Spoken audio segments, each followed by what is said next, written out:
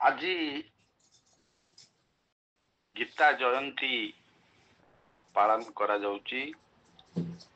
गीता जयंती अवसर रे मु दुई पद कहवा चाहूँगी। गीता जयंती अर्थ है गीतार जन्मदिन। गीता से दिन सृष्टि होता बोली लोक मतरे कहा जाउथिबारु ताकू गीता जयंती बोली कहा जाए। प्रकृत रे गीतार सृष्टि दिन केबे केही कोई परिबे नाही, एटा लोकाचार मत। गीता मतरे गीतार सृष्टि केबे हेतिला आपण माने जानिचंती। चतुर्थ अध्याय 1 नंबर श्लोक रु 8 नंबर श्लोक भितरे वर्णना अछि, ताको मु वर्णना विशेष करू ना। जे सृष्टि आरंभ रे जेतेबेले सूर्य सृष्टि हेतिले सेतेबेले प्रथमे सूर्यंकु भगवान निजे गीता कहिथिले। ए कथा हमकु जणा अछि। सृष्टि आरंभ रु काहेकि कहिथिले ना ए प्राणी समूह मानव समूह समस्ते किमिति सुशृंखलित भाव रे बसवास करिवे, सेथिपाई गोटे नीति नियम भगवान निर्धारण करी सूर्यंकु कहिथिले। इमं विवस्वते जोगं प्रोक्तवान महव्ययं विवस्वान मनवे प्राह मनुरीक्षा कवे अब्रवीत एवं परंपरा प्राप्त इमं राजर्षयो विदुः स्थकाले नेह महता जोग नष्ट परंतप इत्यादि इत्यादि। समय अल्प अछि। आज गीता जयंती रे ये जो गीता को भगवान जेतेबेले आवश्यकता कले पुणी सही कुरुक्षेत्र युद्ध रे एई मार्गशीर मास त्रयोदशी तिथि रे से कहितले, किंतु तांको प्रकृत रे ता 10 दिन पूर्व कहा जाइथिला बोली कहा जाए। डिस्प्यूटेड दिनस ता ऊपर को जीवा नहीं। हमर गीता केतेबेले कहिथिले, काहाकू कहिथिले, किए कहिथिले, एई जो तर्जमा चलीची समाज रे मु आपण मानको कहिबाकू चाहूची जे किए कहिथिले, कोउठी कहिथिले, काहेकि कहिथिले या उपरे गुरुत्व न देई गीता रे भगवान कौन कहिचंती for the smooth governance of the humanity तारी उपरे आपण माने गुरुत्व देबे। कना गीता ताको व्यासदेव लिखिचंती, किछ लोक कहंती आपण हमर आज अछि डेलांग रे गीता जयंती, से तांकर मोर जुक्ति हेतिला। से कहले गीता कृष्ण कहि नाहंती। मु तांको स्वीकार कली। मु कहले हो कृष्ण कहि नाहंती, केही कहि नाहंती, शून्य रु खसिला। कोन से गीता विषय रे अछि ता भितरे जे आमे पढिबु सेटा टिके को आउ ता भितरे ज्ञान ना। तेणु आमको वर्तमान बहु लोकंकर शत्रुता ता भितरे आमको आगेवा पड़िबो। आमर उद्देश्य गीता किए कहिचंती, कोउठी कहिचंती, काहेकि कहिची ता उपरे गुरुत्व न देई ता भितरे कोन कहा जाईची तार उपरे गुरुत्व दे।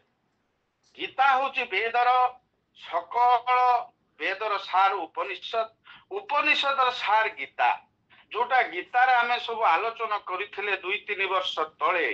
मु जो पाखा पाखी 60 क्लास नेइथिली सेतेबेले जहा जहा हमर आलोचना हेइथिला, वर्तमान देखंतु उपनिषद रे सेही कथा गुड़िक विस्तृत भाव रे स्वामी जी हमको बुझौछ, जोटा दीर्घ दिन पूर्व हमर आलोचना हेइथिला। तेणु वर्तमान आमे एतिकी जानिबा गीता युद्ध क्षेत्र रे कहा जाई नथिला बोली केतेक लोक कहउछन। यस, औ तुम कथा हैला युद्ध क्षेत्र रे कहा है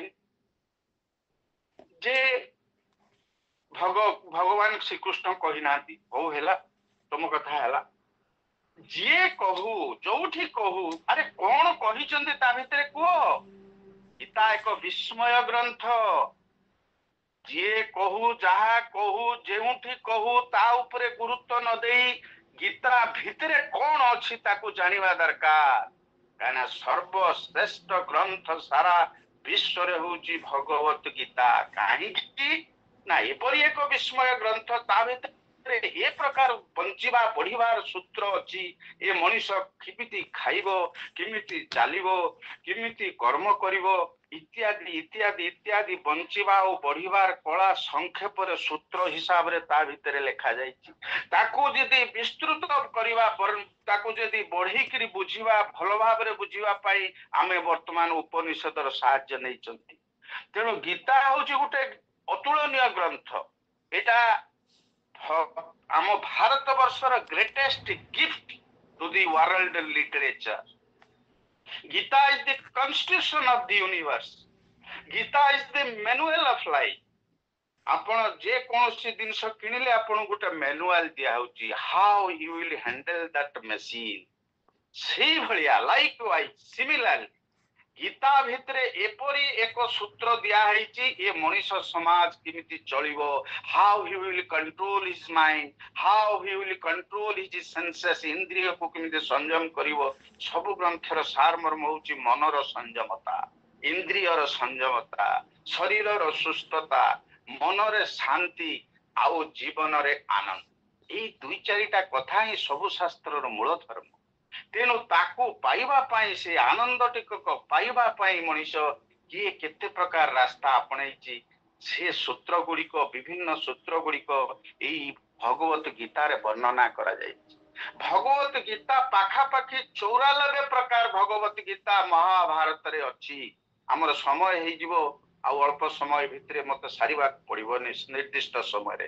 ଏ ବିସ୍ତୃତ ବର୍ଣ୍ଣନା ମୁଁ କୁଆଡେ ଯାଇପାରିଲିନି ଶାରୀରିକ ଅସୁସ୍ଥତା ହେତୁ, ଆଉ ଆମର ପାରିବାରିକ ବ୍ୟସ୍ତତା, ବିବାହର ଯୋଉ 2 ଦିନ ତଳେ ହେଇଛି, ପୁଣି ରବିବାର ଦିନ ରିସେପସନ।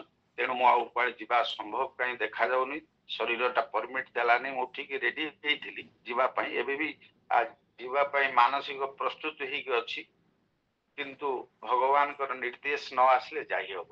କାହିଁକିନା କର୍ମ କରିବା ପାଇଁ 5ଟି ଜିନିଷ ଦରକାର। ଆପଣ ମାନେ ଜାଣିଛନ୍ତି ଯେ କର୍ମଟା କେବଳ ଆପଣ ଶରୀରରେ ହୁଏ ନା, କର୍ମ କରିବା ପାଇଁ 5ଟି ଜିନିଷ ଦରକାର ହୁଏ। ଅଧିଷ୍ଠାନ ତଥା କର୍ତ୍ତା, କरणं च ପୃଥକ ବିଧମ୍, ବିବିଧାଶ୍ଚ ପୃଥକ ଚେଷ୍ଟା, ଦୈବଂ ଚୈବାତ୍ର ପଞ୍ଚମମ୍।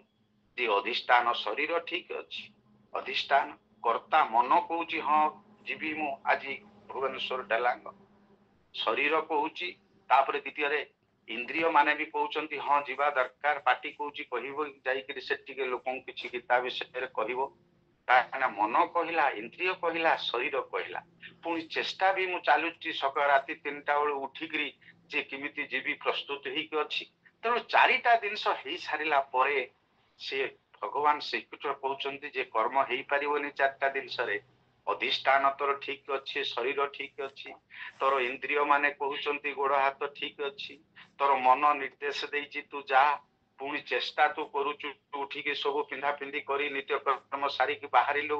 କିନ୍ତୁ ଆଉ ଗୋଟିଏ ମନର ଅର୍ଜୁନ, ଦୈବଂ ଚୈବାତ୍ର ପଞ୍ଚମଂ, ସେଇ ସତ୍ୟ ଶିବ ସୁନ୍ଦର ମଙ୍ଗଳମୟଙ୍କର ଆଶୀର୍ବାଦ ନହେଲେ, ଦୈବ ସଂଯୋଗ ନହେଲେ, କର୍ମ ସହିତ ଉପାସନା ନ ମିଶିଲେ, ତାଙ୍କର ଆଶୀର୍ବାଦ ନହେଲେ ତୁ ଯାଇପାରିବୁ। ଆପଣ ଦେଖିବେ, ତେଣୁ କହିଛନ୍ତି କର୍ମଣି ଏବ ଅଧିକାରତେ, କର୍ମଣି ମାନେ କର୍ମ ଗୁଡିକରେ ତୋର ଅର୍ଜୁନ ଅଧିକାର ଅଛି। ମା ଫଳେଷୁ କଦାଚନ, କର୍ମ ଫଳରେ ତୋର ଅଧିକାର ନାହିଁ। You are having no right over the result, but you are having the right over your karma. You will just appear the examination, you will work hard for appearing the examination. ଏଗୁଡାକ ତ ହାତରେ ଅଛି, କିନ୍ତୁ ଯେ I will be successful in the examination, କି I will lead top, ଏଗୁଡାକ ତୁ କହିପାରିବୁନି। ତେଣୁ ଏଗୁଡାକ ଭଗବାନଙ୍କର ଆଶୀର୍ବାଦ ଏବଂ ପ୍ରାରବ୍ଧରୁ ଆସେ। ଆପଣ କର୍ମ କଲେ ମଧ୍ୟ ଦେଖିବେ କେତେକ ଜାଗାରେ ସକ୍ସେସଫୁଲ ହୁଅନ୍ତିନି। ତା କାରଣ ଯେ ଏ କର୍ମର ଫଳଟା ପ୍ରାରବ୍ଧରୁ ଆସିଥାଏ। ଆପଣ କର୍ମ କରିଥିବେ ସବୁ, ତେଣୁ ଦୈବ ସଂଯୋଗ ନହେଲେ କୌଣସି କର୍ମ ଠିକ ଭାବରେ ହେଇପାରେ ନାହିଁ। ତେଣୁ ଆଜିକାର ମୋର ମେସେଜ ରହିବ କଣ, ଆମେ ଗୀତା ଗ୍ରନ୍ଥ ଯୋଉ ପଢୁଛନ୍ତି, ଗୀତାର ସୃଷ୍ଟି ଆପଣ ମାନେ ଜାଣିଛନ୍ତି, ତା ଉପରେ ମୁଁ ଆପଣଙ୍କୁ ବେଶୀ କିଛି ଆଲୋଚନା କରୁନି। ଯେ ଗୀତା ଯୋଉ 18ଟି ଅଧ୍ୟାୟ ଆମର ଅଛି, ଯେ ସେ 18 ଅଧ୍ୟାୟରେ ଆମେ ଯୋଉ ଗୀତା ପଢୁଛନ୍ତି, ସେ 18 ଅଧ୍ୟାୟ ପଢିଲେ ଆମର କଣ କଣ ଫଳ ମିଳୁଛି ସେଇଟା ଗୋଟିଏ ସଂକ୍ଷେପରେ ବିସ୍ତୃତ ସେ ବିଷୟ ଟିକେ ସଂକ୍ଷେପରେ ମୁଁ କହିବାକୁ ଚାହୁଁଛି।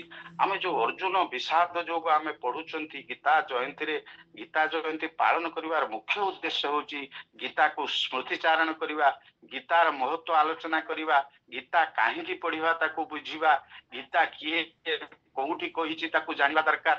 ଯିଏ ସେଇଥିପାଇଁ 18ଟି ଅଧ୍ୟାୟ ଭିତରେ ପଢିବାର ଆବଶ୍ୟକତା କଣ ଅଛି ତାକୁ ଜାଣିବା ପାଇଁ କେବଳ ଗୀତା ଜୟନ୍ତୀ ପାଳନ କରାହଉଛି। ଗୀତାର ସ୍ମୃତିଚାରଣ କରିବା, ଯେ ଗୀତା ହଉଛି ସର୍ବଶ୍ରେଷ୍ଠ ଗ୍ରନ୍ଥ ବୋଲି କୁହାଯାଇଛି, କାହିଁକି ତାକୁ ବୁଝିବା ଦରକାର।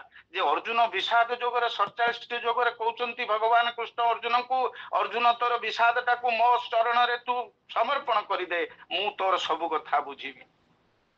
ଯଦି ମାମଙ୍ଗ ପ୍ରତିକାରଙ୍ଗ ଅଶସ୍ତ୍ରଙ୍ଗ ଶସ୍ତ୍ର ପାଣୟ ହାତ ରାସ୍ତା ରଣେ ହନୁ ସ୍ତନେ କ୍ଷମ ତରଙ୍ଗ ଭବେ।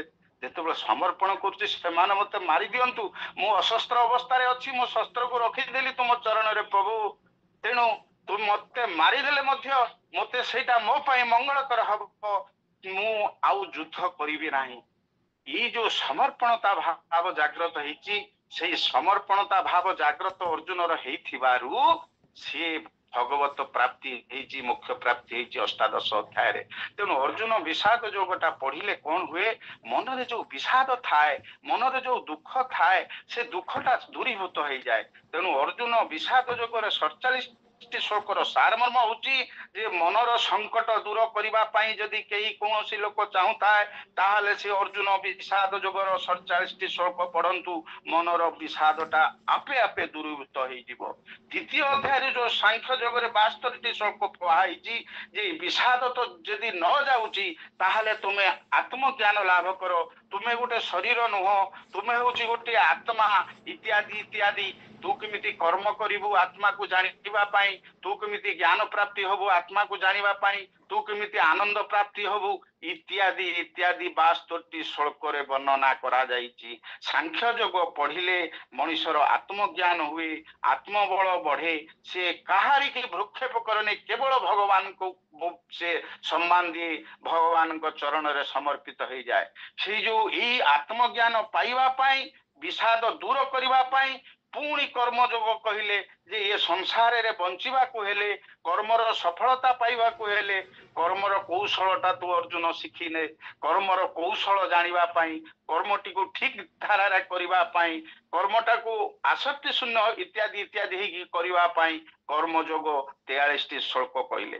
ପୁଣି ଜ୍ଞାନ ଯୋଗରେ 42ଟି ଶ୍ଲୋକ କହିଲେ, ଏଇଥିପାଇଁ ଯେ ଜ୍ଞାନ ଯୋଗ ପଢିଲେ ମଣିଷର ଜ୍ଞାନ ଉଦୟ ହୁଏ, ମଣିଷ ଜାଣିପାରେ କୋଉଟା ହୁଇଚି ଇଜ ରାଇଟ, ହୁଇଚି ଇଜ ରଙ୍ଗ, କନସାଇନ୍ସ ପାୱାର ବଢିଯାଏ। ଜ୍ଞାନ ବଢିଗଲେ କଣ ହୁଏ, କର୍ମ ସହିତ ଯେତେବେଳେ ମଣିଷ ଜ୍ଞାନ ମିଶେଇକି କରେ ସେତେବେଳେ ତାର କର୍ମର ସଫଳତା ମିଳେ। ଏ 42ଟି ଶ୍ଲୋକର ସାରମର୍ମ ଇଏ ହଉଛି ଜ୍ଞାନ ଯୋଗରେ 42ଟି ଶ୍ଲୋକର ସାରମର୍ମ ଜ୍ଞାନ ଯୋଗ। ତେଣୁ ଜ୍ଞାନ ପ୍ରାପ୍ତି ଏ ସଂସାରରେ ସବୁଠୁ ବଡ ଜିନିଷ ହଉଛି ଜ୍ଞାନ। ନହି ଜ୍ଞାନେନ ସଦୃଶଂ ପବିତ୍ରମିହ ବିଦ୍ୟତେ ତତ ସ୍ୱୟଂ ଜଗ ସଂସିଦ୍ଧ କାଳେ ନାତ୍ମତି ବିନ୍ଦତି। ସାଙ୍ଗେ ସାଙ୍ଗେ ମଣିଷ ଆନନ୍ଦ ପ୍ରାପ୍ତ ହେଇଯାଏ ଯଦି ସେ ଜ୍ଞାନ ପ୍ରାପ୍ତି ହେଇଯାଏ। ପୁଣି ତଥାପି ସନ୍ତୁଷ୍ଟ ହେଇନାହାନ୍ତି ଭଗବାନ, ପୁଣି କର୍ମ ସନ୍ନ୍ୟାସ ଯୋଗ କହିଛନ୍ତି। ଅର୍ଜୁନ ତୁ ଯେତେବେଳେ କର୍ମ କରିବୁ ନା, ତୋର ସନ୍ନ୍ୟାସ ଅର୍ଥାତ ଆସକ୍ତି ଶୂନ୍ୟ ହେଇଯିବୁ, କର୍ମରେ ଆଟାଚମେଣ୍ଟ ହବୁନି। ମୁଁ ପୋଲିସ ଚାକିରି କରିଛି, ବଦଳି ହେଇଗଲା ମାନେ ଯଦି ଆଟାଚମେଣ୍ଟ ଥିବ ସେ ଚେୟାର ପ୍ରତି, ତାହେଲେ ଯିବା ବେଳେ କାନ୍ଦ ବାହାରିଯିବ। ମିଶ୍ର ବାବୁଙ୍କର ବଦଳି ଆସିଲା, ଫଟାଫଟ କହିଲେ ମତେ ତୁମେ ଆଜି ବଦଳି କରିଦିଅ, ଆଜି ମୁଁ ରିଲିଫ ହେଇକି ପଳେଇବି। ତେଣୁ କାହିଁକି ନା ତାଙ୍କର ଆସକ୍ତି ନଥିଲା, ଲୋଭ ନଥିଲା, କାମନା ନଥିଲା ସେ ଚେୟାର ପାଇଁ, ତେଣୁ ତାଙ୍କୁ ଦୁଃଖ ଲାଗିଲା। ମୁଁ ବି ମୋ ଜୀବନରେ ସେଇଆ ପାଳନ କରିଛି। ତେଣୁ ଆସକ୍ତି ଶୂନ୍ୟ ହେଇକି କର୍ମ କରିବାର କୌଶଳ ଏ କର୍ମ ଯୋଗ, ଏ କର୍ମ ସନ୍ନ୍ୟାସ ଯୋଗ 29ଟି ଶ୍ଲୋକରେ ସେ ଦେଇଛନ୍ତି। ଏ କର୍ମରେ ଯେତେବେଳେ ଆସକ୍ତି ତ୍ୟାଗ ହେଇଯିବ କଣ ହବ ନା ମନରେ ଶାନ୍ତି ମିଳିବ। ତେଣୁ ଆପଣ ମନରେ ଶାନ୍ତି ପାଇବାକୁ ହେଲେ ଆପଣ ମାନେ କର୍ମ ସନ୍ନ୍ୟାସ ଯୋଗ 29ଟି ଶ୍ଲୋକ ପଢନ୍ତୁ। ଏ ଗୀତା ଜୟନ୍ତୀରେ ମୋର ମେସେଜ ହଉଛି ଏଇଆ ଯେ ଆପଣ 18 ଯୋଗ କାହିଁକି ପଢିବେ, କୋଉ ଅଧ୍ୟାୟରେ କଣ ମିଳେ, ସେଇ କଥାଟା ମୁଁ କହି ମୋର ବକ୍ତବ୍ୟ ଶେଷ କରିବି, କାହିଁକିନା ସମୟ ହେଇଗଲାଣି। ଏ 6ଠ ଅଧ୍ୟାୟ ଧ୍ୟାନ, ତାପରେ ବର୍ଣ୍ଣନା କରୁଛନ୍ତି ଧ୍ୟାନ ଯୋଗରେ ଯୋଉ 47ଟି ଶ୍ଲୋକ ଅଛି ସେ ଧ୍ୟାନ ଯୋଗର ସାର ମର୍ମ ହଉଛି କଣ ଯେ ଏ ମନଟା ହଉଛି ଚଞ୍ଚଳ ଚଞ୍ଚଳ ମନ କୃଷ୍ଣ ପ୍ରମାଥି ବଳଭଦ୍ରୁଡମ ତସ୍ୟାହଂ ନିଗ୍ରହଂ ମନ୍ନେ ବାୟୁରିବ ସୁଦୁଷ୍କରମ ବାୟୁକୁ କଣ୍ଟ୍ରୋଲ କରିବା ଯେମିତି କଷ୍ଟ ଏ ମନକୁ ସଂଯମ କରିବା ହଉଛି କଷ୍ଟ ମନ ଏବ ମନୁଷ୍ୟାଣାଂ କାରଣ ବନ୍ଧ ମୁଖ୍ୟ ଏ ବନ୍ଧନ ଆଉ ମୁଖ୍ୟର କାରଣ ହଉଛି ମନ ଏ ସର୍ବଶ୍ରେଷ୍ଠ ସାଧନା ହଉଛି ପୁରୁଷାର୍ଥ ଏ ମଣିଷର ଶ୍ରେଷ୍ଠ ପୁରୁଷାର୍ଥ ହଉଛି ମନକୁ ସଂଯମ କରିବା ଇନ୍ଦ୍ରିୟକୁ ସଂଯମ କରିବା ଇନ୍ଦ୍ରିୟ ମନକୁ ସଂଯମ କରିବା ପାଇଁ ଏ ଶାସ୍ତ୍ରର ସୃଷ୍ଟି ହେଇଛି ତେଣୁ ଏ 6ଠ ଅଧ୍ୟାୟରେ 47ଟି ଶ୍ଲୋକର ସାରମର୍ମ ହଉଛି ଯେ ମନକୁ ତୁ ସ୍ଥିର କରିଦେ ଅର୍ଜୁନ ଯଦି ମନ ଚଞ୍ଚଳ କାହାର ହଉଥାଏ ମନକୁ ସ୍ଥିର କରିବା ପାଇଁ ସେ ଧ୍ୟାନ ଯୋଗ 47ଟି ଶ୍ଲୋକ ଭଗବତୀ ଗୀତାର 6ଠ ଅଧ୍ୟାୟ ପାଠ କରନ୍ତୁ ତାପରେ ଆସିଲା ଜ୍ଞାନ ବିଜ୍ଞାନ ଯୋଗ ଏଇ ଯୋଉ ଜ୍ଞାନ ବିଜ୍ଞାନ ଯୋଗରେ 30ଟି ଶ୍ଲୋକ ଅଛି ଜ୍ଞାନ ବିଜ୍ଞାନ ଯୋଗରେ ସେ କହିବାକୁ ଚାହୁଁଛନ୍ତି କେହି ଜଣେ ସଦ୍ଜ୍ଞାନ ପ୍ରାପ୍ତ କରିବାକୁ ଯଦି ଚାହାନ୍ତି ତାହେଲେ ସଦ୍ଜ୍ଞାନ ପ୍ରାପ୍ତ କରିବାକୁ ହେଲେ ଠିକ ଜ୍ଞାନ ପ୍ରାପ୍ତ କରିବାକୁ ହେଲେ ତାକୁ 7ମ ଅଧ୍ୟାୟ ପଢିବାକୁ ପଡିବ ଏ 30ଟି ଶ୍ଲୋକ ତା ଭିତରେ କଣ ଅଛି ନା ଜ୍ଞାନଟାକୁ ବିଜ୍ଞାନରେ ପରିଣତ ଭଗବାନ କରିଦେଇଛନ୍ତି ତୁ ଦେଖୁଛୁ ଏ ମଣିଷ ଇଏ ହଉଛି ଜ୍ଞାନ ଇଏ ଜଣେ ମଣିଷ 2ଟି ହାତ 2ଟି ଗୋଡ ଅଛି କିନ୍ତୁ ବିଜ୍ଞାନରେ ତାକୁ କଣ କହିଲେ ନା ଇଏ ହଉଛି ଏ ଜୀବନ ସର୍ବଭୂତେଷୁ ତପଚାସ୍ମି ତପସ୍ୱିଷୁ ଏ ମଣିଷର ଯୋଉ ଜୀବନ ନା ସେ ଜୀବନଟା ହଉଛି ଅର୍ଜୁନ ମୁଁ ତେଣୁ ଆପଣ ମଣିଷକୁ ଯେତେବେଳେ ଦେଖିବେ ତା ଭିତରେ ଯୋଉ ଜୀବନୀ ଶକ୍ତି ହଉଛି ସେ ଜୀବନୀ ଶକ୍ତିକୁ ଆପଣ ଦର୍ଶନ କରିବେ ବ୍ରହ୍ମକୁ ଦର୍ଶନ କରିବେ ସେତେବେଳେ ଯାଇକି ଯୋଉ ମାଂ ପଶ୍ୟତି ସର୍ବତ୍ର ସର୍ବଞ୍ଚ ମୟି ପଶ୍ୟତି ଭାବ ଆସିବ ମୁଁ ବ୍ରହ୍ମ ତୁମେ ବ୍ରହ୍ମ ଏ ସଂସାର ବ୍ରହ୍ମମୟ ବ୍ରହ୍ମ ହିଁ ସବୁ କାମ କରୁଛି ଏ ଶରୀର କ୍ଷଣିକ ଏ ଦିନେ ପୋଡା ହେଇଯିବ ପୋତା ହେଇଯିବ ନଷ୍ଟ ହେଇଯିବ ଏଇ ଯୋଉ ସଦ୍ଜ୍ଞାନ ପ୍ରାପ୍ତ ଯଦି କେହି ପ୍ରାପ୍ତ କରିବାକୁ ଚାହାନ୍ତି ତେବେ ଏ 30ଟି ଶ୍ଲୋକ ଯୋଉ ଅଛି ଆପଣଙ୍କର ଜ୍ଞାନ ବିଜ୍ଞାନ ଯୋଗ ତାକୁ ପାଠ କରନ୍ତୁ ପୁଣି ତାପରେ ଆସିଲା ଶ୍ରେଷ୍ଠ ଯୋଗ ଏଇ ଭଗବତୀ ଗୀତାର ଅକ୍ଷର ବ୍ରହ୍ମ ଯୋଗ ସେ ଅକ୍ଷର ବ୍ରହ୍ମ ଯୋଗ ସେଥିରେ 28ଟି ଶ୍ଲୋକ ଅଛି ସେ 28ଟି ଶ୍ଲୋକର ସାରମର୍ମ ହଉଛି ତୁମେ କିପରି ଭାବରେ ସେଇ ଜ୍ଞାନକୁ ପ୍ରାପ୍ତ ହବ ଏଇ 7ମ ଅଧ୍ୟାୟରେ ଯେତେବେଳେ ଜ୍ଞାନ ସଦ୍ଜ୍ଞାନଟା ଦେଇଦେଲେ ସେ ଜ୍ଞାନ ପ୍ରାପ୍ତ କରିବାର ରାସ୍ତା ଗୁଡିକ ବତେଇ ଦେଲେ ଅକ୍ଷର ବ୍ରହ୍ମ ଯୋଗ 28ଟି ଶ୍ଲୋକ ଇଏ ହଉଛି 8ମ ଅଧ୍ୟାୟ ସେ ବ୍ରହ୍ମ ଦର୍ଶନ କେମିତି ହବ ବ୍ରହ୍ମକୁ କେମିତି ଅନୁଭବ କରିହବ ତାର ରାସ୍ତା ଅତି ସୂକ୍ଷ୍ମ ଭାବରେ ଦେଇଦେଲେ ତେଣୁ ଯଦି କେହି ଜୀବନରେ ମୁକ୍ତି ହବାକୁ ଚାହେଁ ମୃତ୍ୟୁ ସମୟରେ ସେଇ 8ମ ଅଧ୍ୟାୟକୁ ପାଠ କରିବେ ତା ପୂର୍ବରୁ ଅଭ୍ୟାସ କରିଥିବେ 8ମ ଅଧ୍ୟାୟକୁ ପାଠ କଲେ କଣ ହବ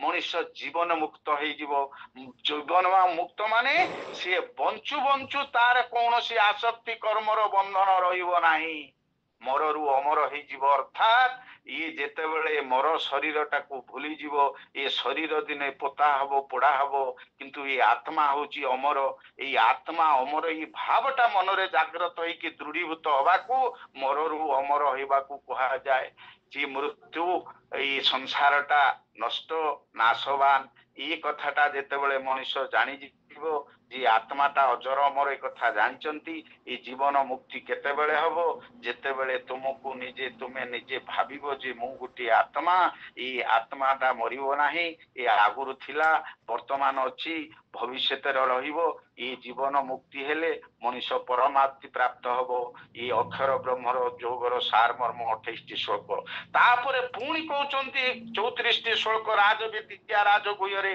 କହିଲେ ଏ ସମସ୍ତଙ୍କର ବିଦ୍ୟା ଭିତରେ ଇଏ ହଉଛି ଶ୍ରେଷ୍ଠ ବିଦ୍ୟା ଯେମିତି ରାଜ ରାସ୍ତା ଅଛି ରାସ୍ତା ଭିତରେ ଶ୍ରେଷ୍ଠ ରାସ୍ତା ହଉଛି ରାଜ ରାସ୍ତା ଯୋଉଟା ନ୍ୟାସନାଲ ହାଇରୋଡ ବୋଲି କୁହାଯାଏ ସମସ୍ତେ ସେ ଭିତରେ ଯାଇପାରିବେ ଏ ବିଦ୍ୟା ଭିତରେ ଶ୍ରେଷ୍ଠ ଏଟାକୁ ସମସ୍ତେ ପଢିପାରିବେ ମାଙ୍ଘି ପାର୍ଥ ବ୍ୟାପାଶ୍ରିତ୍ୟ ଯେପି ସୁପାପ ଜନୟ ସ୍ତ୍ରୀୟ ବୈଶ୍ୟା ତଦା ଶୂଦ୍ରା ସ୍ତେପି ଜାନ୍ତି ପରାଙ୍ଗତି ତେଣୁ ସମସ୍ତେ ପାଠ କରିପାରିବେ ଏ ରାଜ ରାସ୍ତାରେ ଯେମିତି ସମସ୍ତେ ଯାଇପାରିବେ ନ୍ୟାସନାଲ ହାଇରୋଡରେ ସେଇ ପ୍ରକାର ଏ ବିଦ୍ୟାଟାକୁ ସମସ୍ତେ ପାଠ କରିବାକୁ କରିପାରିବେ ତାଙ୍କର ଅଧିକାର ଅଛି ଏଟାକୁ ପଢିଲେ ଅଶୁଭ ଶକ୍ତି ଯାହା ଶରୀର ମନରେ ଅଛି ସେଗୁଡିକ ନଷ୍ଟ ହେଇଯାଏ ଅଶୁଭ ଶକ୍ତି ଅଶୁଭ ଜ୍ଞାନ जोटा अज्ञान नष्ट करने को जदि कई चाहती राजविद्या राजगुह जोग 34 श्लोक पाठ करंतु तापरे विभूति जोग विश्वरूप दर्शन विभूति जोग 42 श्लोक विश्वरूप दर्शन ले 55 श्लोक अच्छी ये दुईटी श्लोकर मुख्य दुईटी अध्याय तार मुख्य उद्देश्य भगवान कहवा कथा तू जहा देखुचु जहा जहा जत जत विभूति मत सत्यं श्रीम तुर्जित वा तदेवावगच्छत्वं मम तेज अंश संभवं मो तेज अंशरु ये समस्त जगत सृष्टि होती जहा किसी श्रेष्ठ पदार्थ तू देखुचु सब हूँ से भगवान अंश ये कथाटा कहला विश्व रूप देखई देले आरंभ शेष सबु जिनस हूँ भगवानमय ब्रह्ममय ये तेणु देखिला तापरे से क्षमा प्रार्थना करिछि किए ना अर्जुन कहला प्रभु मु तुमको जानी पारि नथिली ये सखेति मत्वा प्रसवं हे कृष्ण हे जादव हे सखेति सखा बोली भाभी मु तुमको मोर बंधु बोली भाभी मु तुमको बहुत अकथा को कथा कही दे शयन उपवेशन बल केतबेले कथावास बल केतबेले परिहास स्थल जहा किछि असम्मान जनित जहा किछि अपमान करिछि मते प्रभु तुमे क्षमा करि दियो मु तो तुमर महिमा जानी नथिली ये तस्मात् प्रणम्य प्रणिधाय कायं प्रसादयेतो महमी समीढ्यम पीतेव पुत्रस्य सखेव सख्यु प्रिय प्रियाया हसिदेव सोडुम सखार सखा दोष धरेनी ए बाप पुअर दोष धरेनी प्रिय प्रियार दोष धरेनी सही प्रकार प्रभु तुम्हें मते क्षमा कर दियो मु तो तुमको जेतेबेले आरंभ रे जानि नथिली तुमको निर्देश देइतिली 20 नंबर 21 नंबर श्लोक प्रथम अध्याय रे हे कृष्ण हे अच्युत सेना उभयर मध्य स्थापं रथन स्थापयमे अच्युत हे अच्युत तू नहीं कि मो रथटा को तू से उभय सेनार मझिरे स्थापन कर निर्देश देइतिला सेगुडा भाबुची कहला ये प्रकृति भगवान कृष्ण से गतिभर्ता प्रभु साक्षी ये आरंभ ये वर्तमान विकास पुणी विलय सबुर जदि ये अंतर्जामी स्वरूप या द्वारा कथा होउची विश्व रूप देखीदेला जे समस्ते प्राणी माने ता भितरे अछंती पुणी प्रलय होउची समस्ते जाईकी ता पाटी भितरे पसी जाउछंती न्या भितरे पतंग पसिला भलिया नदी जाईकी जेमिति समुद्र रे पसिला भलिया भगवान को भितरे सब पसी जाउछंती पुणी लीन हेई जाउछंती विनाश हेई जाउछंती आरंभ देखुची प्रलय देखुची विनाश देखुची सो चक्षुरे जेतेबेले सेई कृष्ण को भितरे देखिला सेतेबेले सेउटू गोड़ तळे पड़ीगला तस्मात् प्रणम्य प्रणिधाय कायं गोड़ तळे पसिकी क्षमा मागुची तेणु आमे जेते जीवन रे दोष करिसंती बहुत दोष तो निश्चित हम बंचवा कहले जिमिति नियारे धुआं थाए से भलिया ये मनुष्य कर्म रे दोष थाए तेणु कर्मर दोष रु क्षमा पाइबा पाई हेले विश्वरूप दर्शन पाठ माने पाठ करंतु विश्वरूप दर्शन जोगरे 55 श्लोक पाठ कले भगवान हमको क्षमा दे दियंती जे जेते पाप करि थाउ से जदि विश्वरूप दर्शन जोग पाठ करिवो ना ताहले ताकू भगवान क्षमा दे देबे जेते संकट आसी थाउ से संकट रु दूर करिवो पाई जदि केई चाहू थाए परिवार रो व्यक्तिगत जीवन रे संकट ताले विभूति जोग से 42 टी श्लोक पाठ करंतु तापरे भक्ति जोग 39 टी लक्षण ये भक्ति जोग रे 20 टी श्लोक रे कहिले ये भक्ति जोग पाठ कले मनुष्य मन रे भक्ति जागृत हुए ईश्वरंकर आशीर्वाद मिले ईश्वरंक प्रति जो प्रेमटा दृढ़ीभूत हुए तापरे क्षेत्र क्षेत्रज्ञ विभाग जो 34 टी श्लोक ता भितरे ज्ञान रो जो 20 टी लक्षण वर्णना करा जाइछि ज्ञानटा को से वर्णना करिवार उद्देश्य जे ये मनुष्य जहा वर्तमान फल पाउची से तार प्रारब्ध अनुसार पाउची वर्तमान रो कर्म रो फल वर्तमान मिले ना जे तेणु प्रारब्ध अनुसार आमे वर्तमान परिचालित होचंती संचित कर्म आमर स्ट्रक होईची तेणु प्रारब्ध कर्मटा को आमे ध्वंस करिवा पाई संचित कर्मटा को नष्ट करिवा पाई आमे क्षेत्र क्षेत्रज्ञ जोगर 34 टी श्लोक पाठ कले आमर संचित कर्म ध्वंस होई जिवो प्रारब्ध कर्म मध्य जहा अछि कष्ट पाउ से ध्वंस हेई से एते सुंदर आनंद मिलिबो कर्म भितरे भगवानकर दर्शन मिलिबो आउ क्रियमाण कर्मटा संस्कारित होई जिवो ता अर्थ जे क्रियमाण कर्मटा भूल हब नहीं से लोक जी गीता पाठ करे से केबे त्रुटिपूर्ण कार्य करि परिबो नाही काहेकि ना तार कनसाइंस ज्ञान प्राप्त हो जाता है से ही नो से जानी what is wrong and what is right आपण समाज समस्ते आपण जहा कले से गध ऊपर बसिकी बाप पुओ जाउचंती आनंद रे लोक कहले अरे देखो ये गधटा को केते कष्ट होउची बाप पुओ दी जण गध ऊपर बसचंती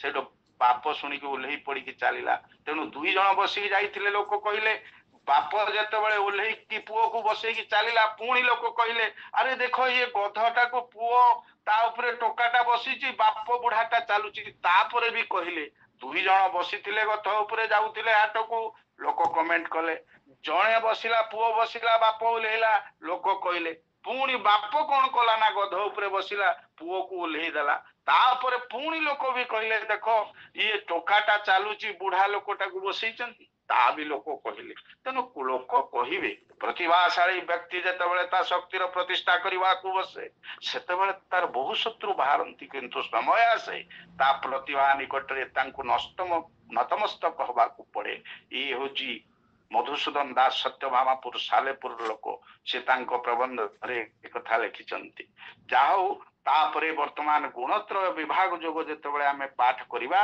सेतेबेले कोन हबो ना आमे गुण अनुसार किमिति फल मिलिबो ए कथा आमे जानिबा कर्म रे आ भक्ति रे किमिति सिद्धि मिलिबो ए कथा जानिबा 27 टी श्लोक अछि पुरुषोत्तम जोग आमे समस्त पाठ करू 20 टी श्लोक पुरुष उत्तम उत्तम पुरुष हबा पई स्वचरित्र गठन करबा पई सो भल मनुष्यटीए समाज रे हबा पई प्रत्येक दिन पुरुषोत्तम जोग पाठ करंतु 20 टी श्लोक मात्र पुरुषोत्तम जोग पाठ कले उत्तम पुरुष ही संसार रे तुमे उठिबो तापरे आसिला दैवस्वर संपत्ति विभाग जोग 24 टी ता भितरे अछि श्लोक से 24 टी लोक श्लोकर सार मर्म होची कोन ना असुरर की गुण अछि अभयंग सत्व संशुद्धि ज्ञान